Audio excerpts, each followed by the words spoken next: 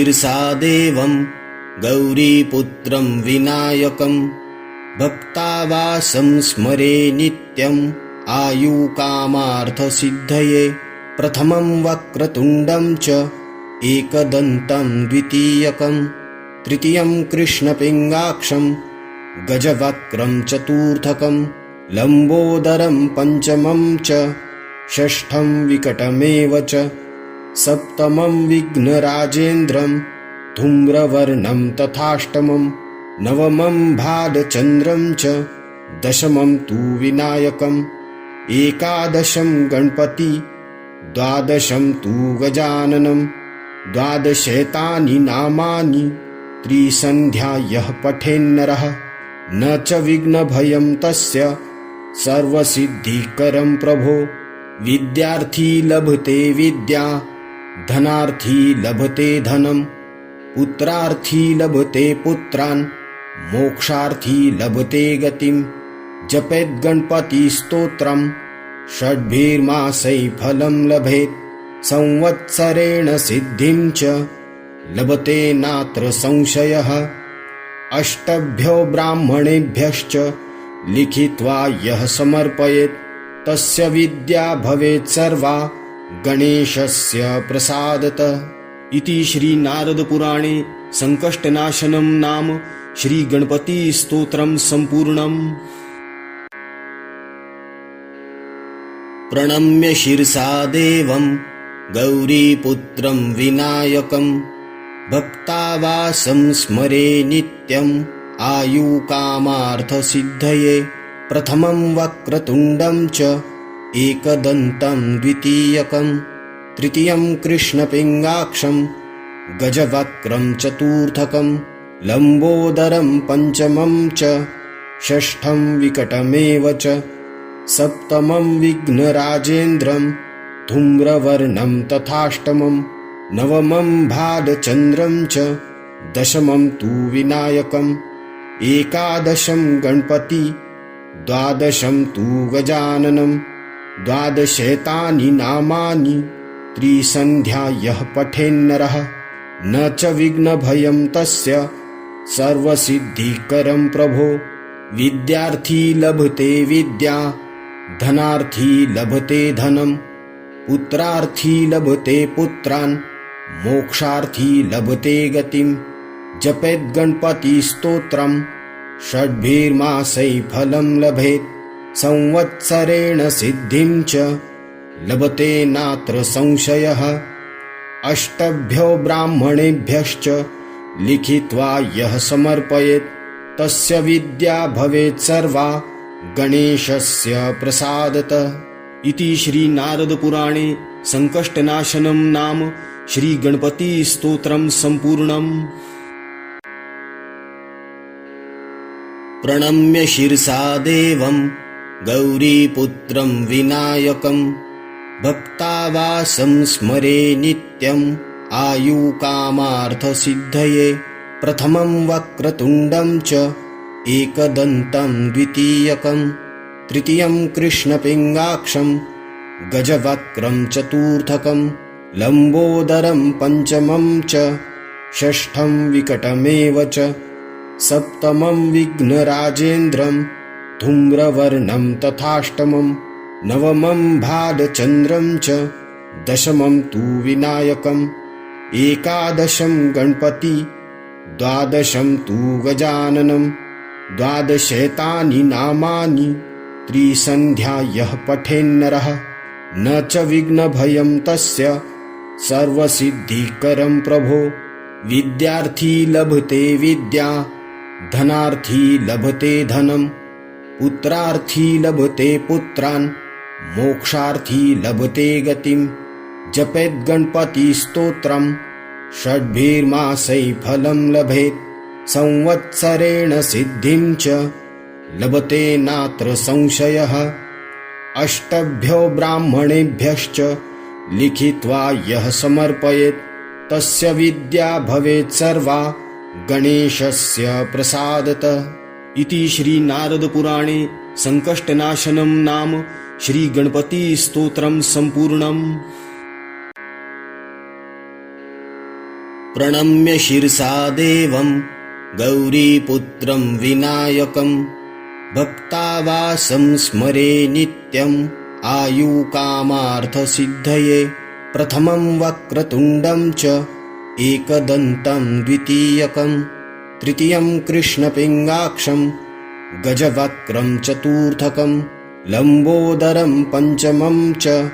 षष्ठं विकटमेव च सप्तमं विघ्नराजेन्द्रं धूम्रवर्णं तथाष्टमं नवमं भालचन्द्रं च दशमं तु विनायकम् एकादशं गणपति द्वादशं तु गजाननं द्वादशेतानि नामानि त्रिसन्ध्या यः पठेन्नरः न च विघ्नभयं तस्य सर्वसिद्धिकरं प्रभो विद्यार्थी लभते विद्या धनार्थी लभते धनं पुत्रार्थी लभते पुत्रान् मोक्षार्थी लभते गतिं जपेत् गणपतिस्तोत्रं षड्भिर्मासै फलं लभेत् संवत्सरेण सिद्धिं च लभते नात्र संशयः अष्टभ्यो ब्राह्मणेभ्यश्च लिखित्वा यः समर्पयेत् तस्य विद्या भवेत् सर्वा गणेशस्य प्रसादतः। इति श्री नारद पुराणे संकष्टनाशनं नाम श्री गणपति स्तोत्रं संपूर्णम्। प्रणम्य शिरसा देवं गौरीपुत्रं विनायकं भक्तावासं स्मरे नित्यम् आयुकामार्थसिद्धये प्रथमं वक्रतुण्डं च एकदन्तं द्वितीयकं तृतीयं कृष्णपिङ्गाक्षं गजवक्त्रं चतुर्थकं लम्बोदरं पञ्चमं च षष्ठं विकटमेव च सप्तमं विघ्नराजेन्द्रं धूम्रवर्णं तथाष्टमं नवमं भालचन्द्रं च दशमं तु विनायकम् एकादशं गणपति द्वादशं तु गजाननं द्वादशेतानि नामानि त्रिसन्ध्या यः पठेन्नरः न च विघ्नभयं तस्य सर्वसिद्धिकरं प्रभो विद्यार्थी लभते विद्या धनार्थी लभते धनं पुत्रार्थी लभते पुत्रान् मोक्षार्थी लभते गतिं जपेत् गणपतिस्तोत्रं षड्भिर्मासै फलं लभेत् संवत्सरेण सिद्धिं च लभते नात्र संशयः अष्टभ्यो ब्राह्मणेभ्यश्च लिखित्वा यः समर्पयेत् तस्य विद्या भवेत् सर्वा गणेशस्य प्रसादतः। इति श्री नारद पुराणे संकष्टनाशनं नाम श्री गणपति स्तोत्रं संपूर्णम्। प्रणम्य शिरसा देवं गौरीपुत्रं विनायकं भक्तावासं स्मरे नित्यम् आयुकामार्थसिद्धये प्रथमं वक्रतुण्डं च एकदन्तं द्वितीयकं तृतीयं कृष्णपिङ्गाक्षं गजवक्त्रं चतुर्थकं लम्बोदरं पञ्चमं च षष्ठं विकटमेव च सप्तमं विघ्नराजेन्द्रं धूम्रवर्णं तथाष्टमं नवमं भालचन्द्रं च दशमं तु विनायकम् एकादशं गणपति द्वादशं तु गजाननं द्वादशेतानि नामानि त्रिसन्ध्या यः पठेन्नरः न च विघ्नभयं तस्य सर्वसिद्धिकरं प्रभो विद्यार्थी लभते विद्या धनार्थी लभते धनं पुत्रार्थी लभते पुत्रान् मोक्षार्थी लभते गतिं जपेत् गणपतिस्तोत्रं षड्भिर्मासै फलं लभेत् संवत्सरेण सिद्धिं च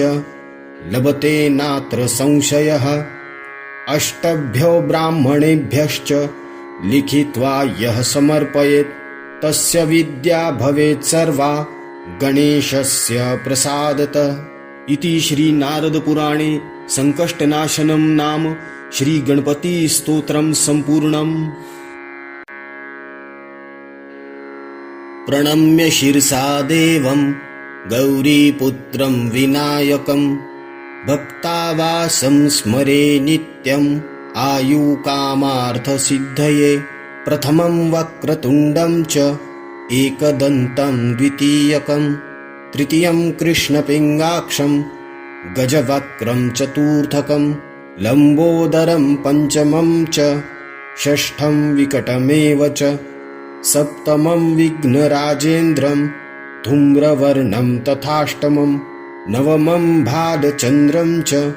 दशमं तु विनायकम् एकादशं गणपति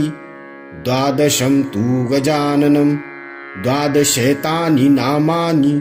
त्रिसन्ध्या यः पठेन्नरः न च विघ्नभयं तस्य सर्वसिद्धिकरं प्रभो विद्यार्थी लभते विद्या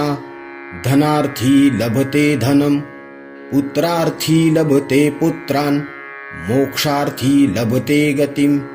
जपेत् गणपतिस्तोत्रं षड्भिर्मासैः फलं लभेत् संवत्सरेण सिद्धिं च लभते नात्र संशयः अष्टभ्यो ब्राह्मणेभ्यश्च लिखित्वा यः समर्पयेत् तस्य विद्या भवेत् सर्वा गणेशस्य प्रसादतः। इति श्री नारद पुराणे संकष्टनाशनं नाम श्री गणपति स्तोत्रं संपूर्णम्। प्रणम्य शिरसा देवं गौरीपुत्रं विनायकं भक्तावासं स्मरे नित्यम् आयुकामार्थसिद्धये प्रथमं वक्रतुण्डं च एकदन्तं द्वितीयकं तृतीयं कृष्णपिङ्गाक्षं गजवक्त्रं चतुर्थकं लम्बोदरं पञ्चमं च षष्ठं विकटमेव च सप्तमं विघ्नराजेन्द्रं धूम्रवर्णं तथाष्टमं नवमं भालचन्द्रं च दशमं तु विनायकम् एकादशं गणपति द्वादशं तु गजाननं द्वादशेतानि नामानि त्रिसन्ध्या यः पठेन्नरः न च विघ्नभयं तस्य सर्वसिद्धिकरं प्रभो विद्यार्थी लभते विद्या धनार्थी लभते धनं पुत्रार्थी लभते पुत्रान् मोक्षार्थी लभते गतिं जपेत् गणपतिस्तोत्रं षड्भिर्मासैः फलं लभेत् संवत्सरेण सिद्धिं च लभते नात्र संशयः अष्टभ्यो ब्राह्मणेभ्यश्च लिखित्वा यः समर्पयेत् तस्य विद्या भवेत् सर्वा गणेशस्य प्रसादतः। इति श्री नारद पुराणे संकष्टनाशनं नाम श्री गणपति स्तोत्रं संपूर्णम्। प्रणम्य शिरसा देवं गौरीपुत्रं विनायकं भक्तावासं स्मरे नित्यम् आयुकामार्थसिद्धये प्रथमं वक्रतुण्डं च एकदन्तं द्वितीयकं तृतीयं कृष्णपिङ्गाक्षं गजवक्त्रं चतुर्थकं लम्बोदरं पञ्चमं च षष्ठं विकटमेव च सप्तमं विघ्नराजेन्द्रं धूम्रवर्णं तथाष्टमं नवमं भालचन्द्रं च दशमं तु विनायकम् एकादशं गणपति द्वादशं तु गजाननं द्वादशेतानि नामानि त्रिसन्ध्या यः पठेन्नरः न च विघ्नभयं तस्य सर्वसिद्धिकरं प्रभो विद्यार्थी लभते विद्या धनार्थी लभते धनं पुत्रार्थी लभते पुत्रान् मोक्षार्थी लभते गतिं जपेत् गणपतिस्तोत्रं षड्भिर्मासैः फलं लभेत् संवत्सरेण सिद्धिं च लभते नात्र संशयः अष्टभ्यो ब्राह्मणेभ्यश्च लिखित्वा यः समर्पयेत् तस्य विद्या भवेत् सर्वा गणेशस्य प्रसादतः। इति श्री नारद पुराणे संकष्टनाशनं नाम श्री गणपति स्तोत्रं संपूर्णम्। प्रणम्य शिरसा देवं गौरीपुत्रं विनायकं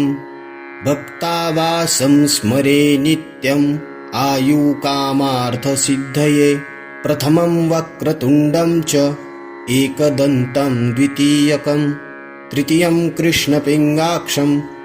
गजवक्त्रं चतुर्थकं लम्बोदरं पञ्चमं च षष्ठं विकटमेव च सप्तमं विघ्नराजेन्द्रं धूम्रवर्णं तथाष्टमं नवमं भालचन्द्रं च दशमं तु विनायकम् एकादशं गणपति द्वादशं तु गजाननं द्वादशेतानि नामानि त्रिसन्ध्या यः पठेन्नरः न च विघ्नभयं तस्य सर्वसिद्धिकरं प्रभो विद्यार्थी लभते विद्या धनार्थी लभते धनं पुत्रार्थी लभते पुत्रान् मोक्षार्थी लभते गतिं जपेत् गणपतिस्तोत्रं षड्भिर्मासै फलं लभेत् संवत्सरेण सिद्धिं च लभते नात्र संशयः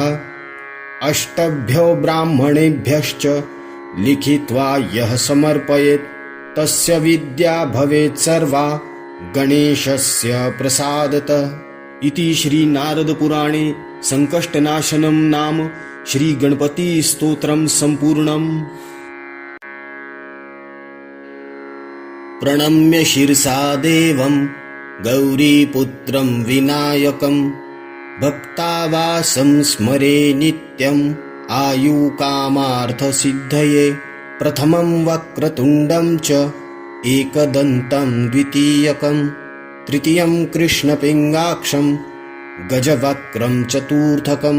लम्बोदरं पञ्चमं च षष्ठं विकटमेव च सप्तमं विघ्नराजेन्द्रं धूम्रवर्णं तथाष्टमं नवमं भालचन्द्रं च दशमं तु विनायकम् एकादशं गणपति द्वादशं तु गजाननं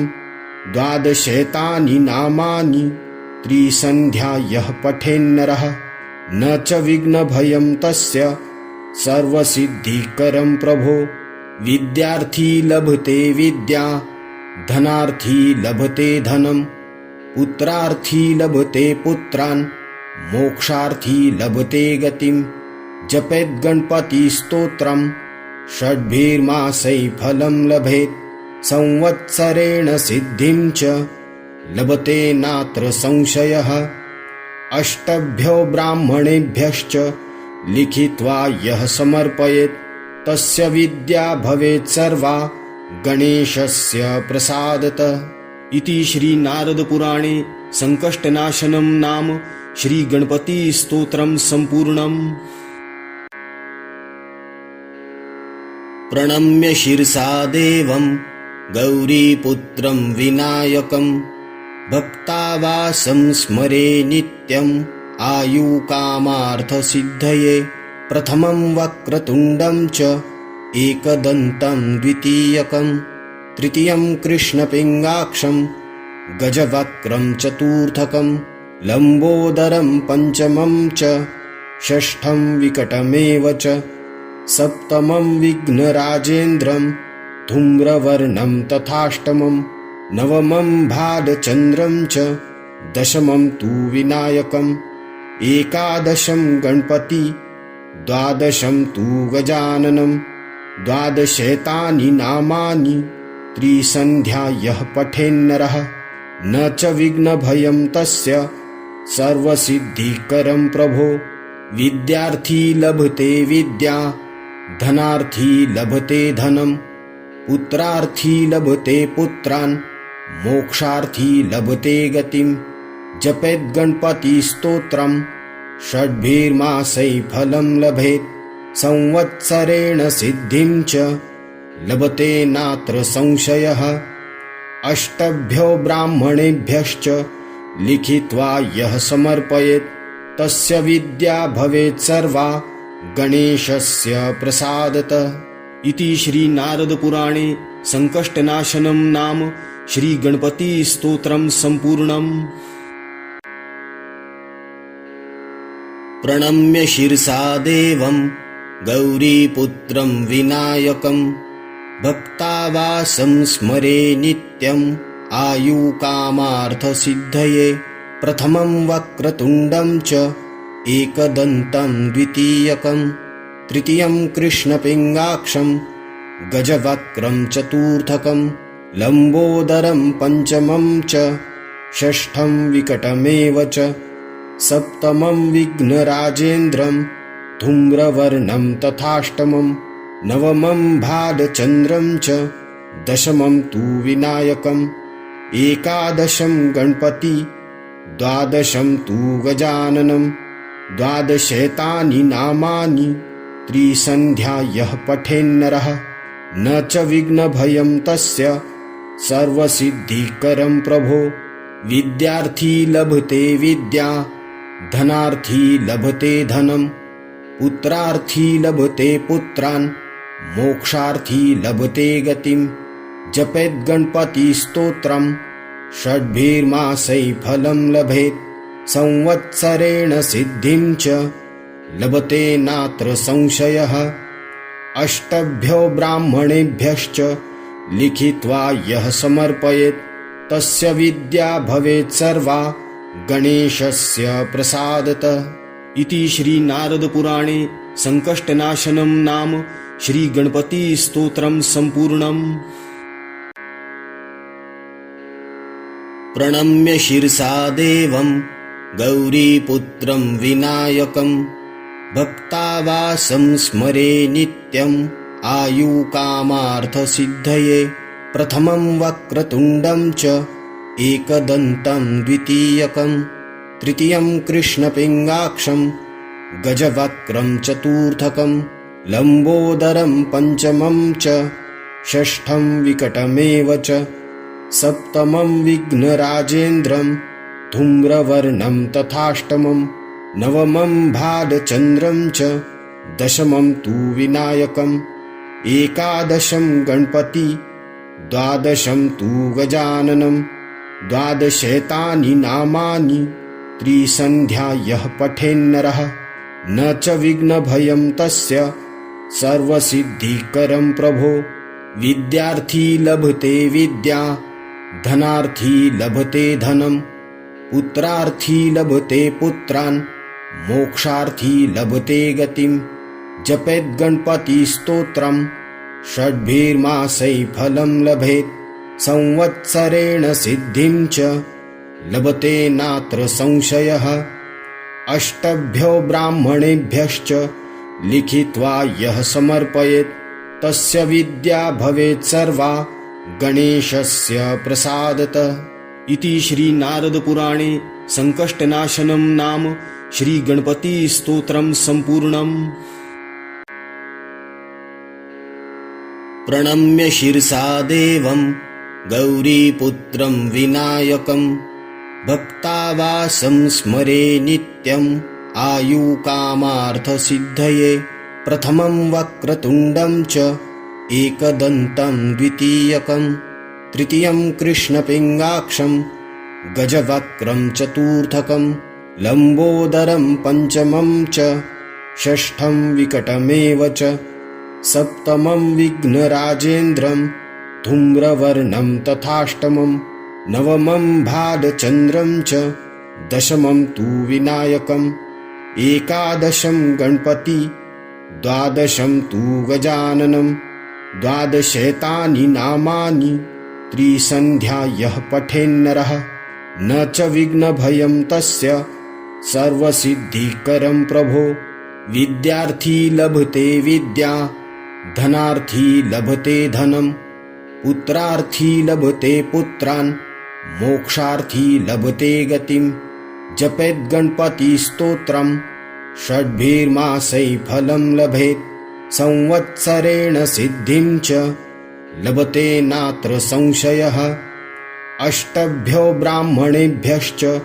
लिखित्वा यः समर्पयेत् तस्य विद्या भवेत् सर्वा गणेशस्य प्रसादतः। इति श्री नारद पुराणे संकष्टनाशनं नाम श्री गणपति स्तोत्रम संपूर्णम्। प्रणम्य शिरसा देवं गौरीपुत्रं विनायकं भक्तावासं स्मरे नित्यम् आयुकामार्थसिद्धये प्रथमं वक्रतुण्डं च एकदन्तं द्वितीयकं तृतीयं कृष्णपिङ्गाक्षं गजवक्त्रं चतुर्थकं लम्बोदरं पञ्चमं च षष्ठं विकटमेव च सप्तमं विघ्नराजेन्द्रं धूम्रवर्णं तथाष्टमं नवमं भालचन्द्रं च दशमं तु विनायकम् एकादशं गणपति द्वादशं तु गजाननं द्वादशेतानि नामानि त्रिसन्ध्या यः पठेन्नरः न च विघ्नभयं तस्य सर्वसिद्धिकरं प्रभो विद्यार्थी लभते विद्या धनार्थी लभते धनं पुत्रार्थी लभते पुत्रान् मोक्षार्थी लभते गतिं जपेद्गणपतिस्तोत्रं षड्भिर्मासै फलं लभेत् संवत्सरेण सिद्धिं च लभते नात्र संशयः अष्टभ्यो ब्राह्मणेभ्यश्च लिखित्वा यः समर्पयेत् तस्य विद्या भवेत् सर्वा गणेशस्य प्रसादतः। इति श्री नारद पुराणे संकष्टनाशनं नाम श्री गणपति स्तोत्रं संपूर्णम्। प्रणम्य शिरसा देवं गौरीपुत्रं विनायकं भक्तावासं स्मरे नित्यम् आयुकामार्थसिद्धये प्रथमं वक्रतुण्डं च एकदन्तं द्वितीयकं तृतीयं कृष्णपिङ्गाक्षं गजवक्त्रं चतुर्थकं लम्बोदरं पञ्चमं च षष्ठं विकटमेव च सप्तमं विघ्नराजेन्द्रं धूम्रवर्णं तथाष्टमं नवमं भालचन्द्रं च दशमं तु विनायकम् एकादशं गणपति द्वादशं तु गजाननं द्वादशेतानि नामानि त्रिसन्ध्या यः पठेन्नरः न च विघ्नभयं तस्य सर्वसिद्धिकरं प्रभो विद्यार्थी लभते विद्या धनार्थी लभते धनं पुत्रार्थी लभते पुत्रान् मोक्षार्थी लभते गतिं जपेद्गणपतिस्तोत्रं षड्भिर्मासै फलं लभेत् संवत्सरेण सिद्धिं च लभते नात्र संशयः अष्टभ्यो ब्राह्मणेभ्यश्च लिखित्वा यः समर्पयेत् तस्य विद्या भवेत् सर्वा गणेशस्य प्रसादतः। इति श्री नारद पुराणे संकष्टनाशनं नाम श्री गणपति स्तोत्रं संपूर्णम्। प्रणम्य शिरसा देवं गौरीपुत्रं विनायकं भक्तावासं स्मरे नित्यम् आयुकामार्थसिद्धये प्रथमं वक्रतुण्डं च एकदन्तं द्वितीयकं तृतीयं कृष्णपिङ्गाक्षं गजवक्त्रं चतुर्थकं लम्बोदरं पञ्चमं च षष्ठं विकटमेव च सप्तमं विघ्नराजेन्द्रं धूम्रवर्णं तथाष्टमं नवमं भालचन्द्रं च दशमं तु विनायकम् एकादशं गणपति द्वादशं तु गजाननं द्वादशेतानि नामानि त्रिसन्ध्या यः पठेन्नरः न च विघ्नभयं तस्य सर्वसिद्धिकरं प्रभो विद्यार्थी लभते विद्या धनार्थी लभते धनं पुत्रार्थी लभते पुत्रान् मोक्षार्थी लभते गतिं जपेद्गणपतिस्तोत्रं षड्भिर्मासै फलं लभेत् संवत्सरेण सिद्धिं च लभते नात्र संशयः अष्टभ्यो ब्राह्मणेभ्यश्च लिखित्वा यः समर्पयेत् तस्य विद्या भवेत् सर्वा गणेशस्य प्रसादतः। इति श्री नारद पुराणे संकष्टनाशनं नाम श्री गणपति स्तोत्रं संपूर्णम्। प्रणम्य शिरसा देवं गौरीपुत्रं विनायकं भक्तावासं स्मरे नित्यम् आयुकामार्थसिद्धये प्रथमं वक्रतुण्डं च एकदन्तं द्वितीयकं तृतीयं कृष्णपिङ्गाक्षं गजवक्त्रं चतुर्थकं लम्बोदरं पञ्चमं च षष्ठं विकटमेव च सप्तमं विघ्नराजेन्द्रं धूम्रवर्णं तथाष्टमं नवमं भालचन्द्रं च दशमं तु विनायकम् एकादशं गणपति द्वादशं तु गजाननं द्वादशेतानि नामानि त्रिसन्ध्या यः पठेन्नरः न च विघ्नभयं तस्य सर्वसिद्धिकरं प्रभो विद्यार्थी लभते विद्या धनार्थी लभते धनं पुत्रार्थी लभते पुत्रान् मोक्षार्थी लभते गतिं जपेत् गणपतिस्तोत्रं षड्भिर्मासै फलं लभेत् संवत्सरेण सिद्धिं च लभते नात्र संशयः अष्टभ्यो ब्राह्मणेभ्यश्च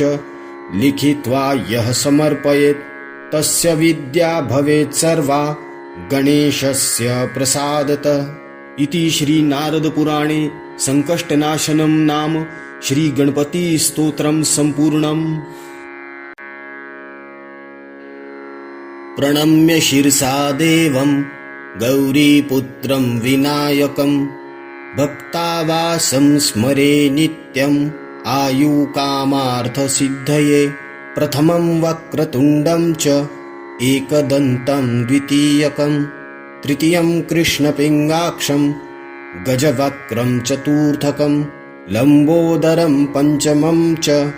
षष्ठं विकटमेव च सप्तमं विघ्नराजेन्द्रं धूम्रवर्णं तथाष्टमं नवमं भालचन्द्रं च दशमं तु विनायकम् एकादशं गणपति द्वादशं तु गजाननं द्वादशेतानि नामानि त्रिसन्ध्या यः पठेन्नरः न च विघ्नभयं तस्य सर्वसिद्धिकरं प्रभो विद्यार्थी लभते विद्या धनार्थी लभते धनं पुत्रार्थी लभते पुत्रान् मोक्षार्थी लभते गतिं जपेत् गणपतिस्तोत्रं षड्भिर्मासै फलं लभेत् संवत्सरेण सिद्धिं च लभते नात्र संशयः अष्टभ्यो ब्राह्मणेभ्यश्च लिखित्वा यः समर्पयेत् तस्य विद्या भवेत् सर्वा गणेशस्य प्रसादतः। इति श्री नारद पुराणे संकष्टनाशनं नाम श्री गणपति स्तोत्रं संपूर्णम्। प्रणम्य शिरसा देवं गौरीपुत्रं विनायकं भक्तावासं स्मरे नित्यम् आयुकामार्थसिद्धये प्रथमं वक्रतुण्डं च एकदन्तं द्वितीयकं तृतीयं कृष्णपिङ्गाक्षं गजवक्त्रं चतुर्थकं लम्बोदरं पञ्चमं च षष्ठं विकटमेव च सप्तमं विघ्नराजेन्द्रं धूम्रवर्णं तथाष्टमं नवमं भालचन्द्रं च दशमं तु विनायकम् एकादशं गणपति द्वादशं तु गजाननं द्वादशेतानि नामानि त्रिसन्ध्या यः पठेन्नरः न च विघ्नभयं तस्य सर्वसिद्धिकरं प्रभो विद्यार्थी लभते विद्या धनार्थी लभते धनं पुत्रार्थी लभते पुत्रान् मोक्षार्थी लभते गतिं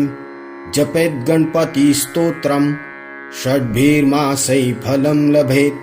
संवत्सरेण सिद्धिं च लभते नात्र संशयः अष्टभ्यो ब्राह्मणेभ्यश्च लिखित्वा यः समर्पयेत् तस्य विद्या भवेत् सर्वा गणेशस्य प्रसादतः। इति श्री नारद पुराणे संकष्टनाशनं नाम श्री गणपति स्तोत्रं संपूर्णम्।